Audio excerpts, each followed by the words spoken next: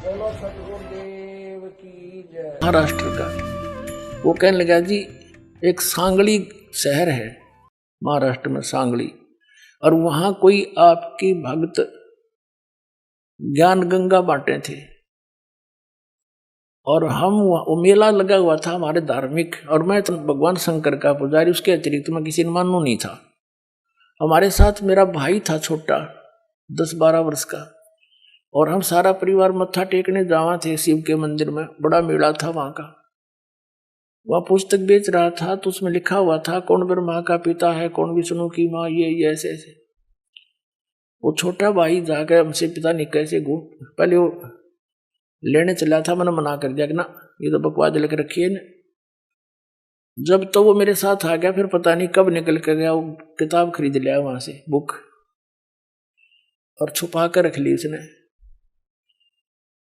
जब मैं गाड़ी से उतरने लगा तब देखा मैंने वो पुस्तक ले रहा हाथ में, उसे मैंने छीन ली और मेज पर उल्टी रख दी कि इसके दर्शन भी नहीं करूं। वह रखी रही 2 महीने तक।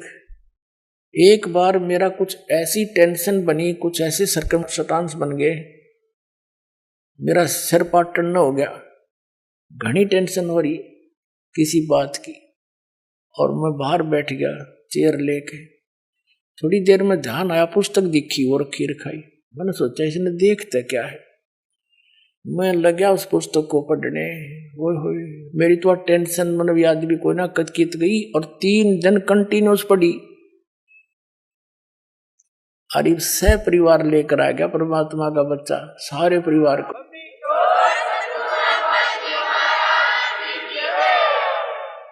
तो ये एक किस्म का परमाणु बन गया ये पुस्तक परमात्मा के ज्ञान की।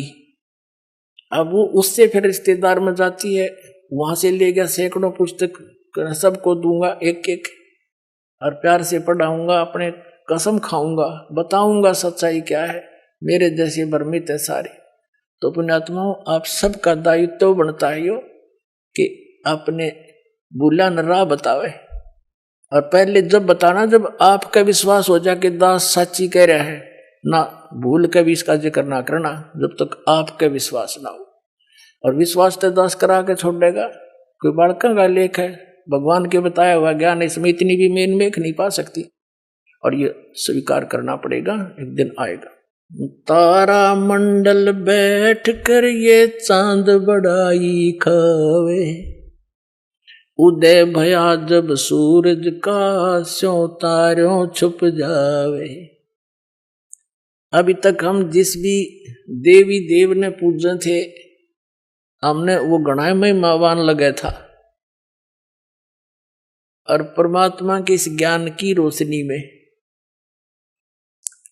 अब ये सभी ज्ञान ऐसे छुप जाएंगे, ऐसे निष्क्रिय हो जाएंगे, निरस्त हो जाएंगे, जैसे रात्रि के समय तारामंडल के अंदर आकाश में चंद्रमा सुशोभित होता है और सबसे ज्यादा प्रकाश युक्त नजर आता है। जब सूर्य उदय हो जाता है, वो रहता विद्यमान है पर उसका अस्तित्व नहीं रहता, हमारे लिए उसकी आवश्यकता नहीं रहती उस समय। तो अब ये सूर्य का उदय हो रहा है।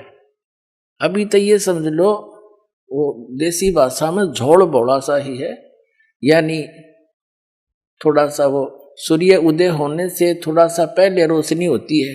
अभी तो इतना ही होया है यो। अरे देखना जो शिखर में होगा सूर्य, पूरे विश्व में ज्ञान हो जाएगा, ये पूरे विश्व में।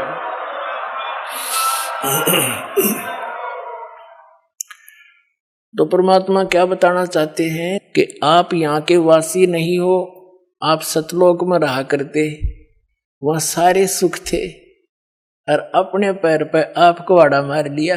ये दास एक जूनियर इंजीनियर था इसमें, कंस्ट्रक्शन सिविल के अंदर, हरियाणा में इरिगेशन डिपार्टमेंट। तो वहां पर एक बहन अपने 2 बच्चों को लेकर मजदूरी करने आई, और वह लड़की मजदूरों की जैसी नहीं लगे थी। फिर भी कोई इतना विशेष ध्यान नहीं किया, मैं कोई बात नहीं, पता नहीं परमात्मा किस घर में कैसा बालक हो जाए। फिर वो रो रही थी रोने लगी कुछ देर बाद। दूसरे तीसरे दिन जब हम दोबारा गए, उससे पूछ बैठा, भाई बहन क्या बात है, क्यों रो रही हो? वहीं पर और कई मजदूर बैठे थे, बेलदार वगैरह, उनकी पत्नियां थी, वह बहुत बुरी तरह रो ही रही थी।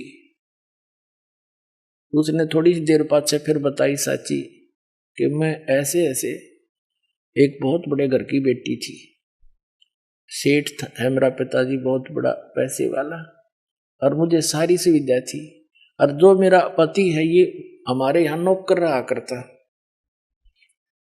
और मैं इसके जाल में फंस गई।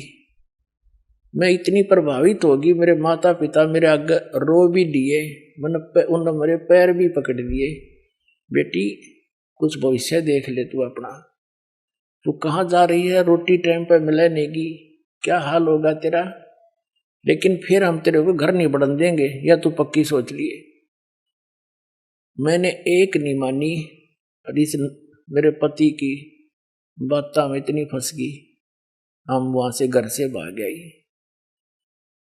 अब ये जो मैं पैसा लेकर आई थी 1-2-4 लाख रुपए, वो खर्च खरीदी, सारा शराब पीता है। अब मैं मजदूरी करती हूँ और वो मेरे पैसों से शराब पीता है, और बोल लूँ तो मैंने रोज कूटे। अब कोई मेरा वाली वारस रहा नहीं कि तो मैं दुख रोज दूं जाके, मैंने अपने पैर पे आपको आड़ा मार रखे। तो पुण्यात्माओं, आज आपकी वो दशा है, आप उस समर्थ ने छोड़ के इस कंगाल के साथ आ गए, और यहाँ हर एक चीज का टोटा, समय पर टूक नहीं, वर्षा हो जा, 2 दाने हो जा, ना भूखे मर जा, अकाल गिर जा। उस समर्थ को, उस स्थान को छोड़कर आप यहाँ भिखारी बन गए, और वहां सदा व्रत था, यहाँ टाइम पर टूक नहीं मिल रहा। 90% व्यक्ति दुखी है, यहाँ 90% हैंड टू माउथ है, और कम से कम विश्व के 20-30 बल्कि 40% आदमी मांस खा के गुजारा कर रहे, मछली कोई खाने नहीं, ये खाने की चीज है, नरे पाप कमाने। तो कहने का भाव ये है पुण्यात्माओं, हम गलत स्थान पाएंगे, या वह वस्तु है ही नहीं जो हमने, जिसकी हमें आवश्यकता है, अति आवश्यकता है। किस किस चीज की आवश्यकता है? तो मृत्यु नहीं होनी चाहिए। अगर हमारी मृत्यु ना हो, हम फिर भी से ढीठ हो रहे हैं, कत कोई दिक्कत नहीं, तो हाथ भी कट जाए, पाँव भी कट जाए, मृत्यु ना होनी चाहिए। अरिया भी कंपलसरी। दूसरा, बुढ़ापा नहीं होना चाहिए, कोई वृद्ध होना पसंद नहीं करता, सारे होंगे। फिर आप देख रहे हो यहाँ सारी सुविधा चाहिए, बड़ी कोठी, सबकी इच्छा है बड़ी कोठी हो, कार हो, पार्क हो, डली हो, सरोवर हो स्नान करने।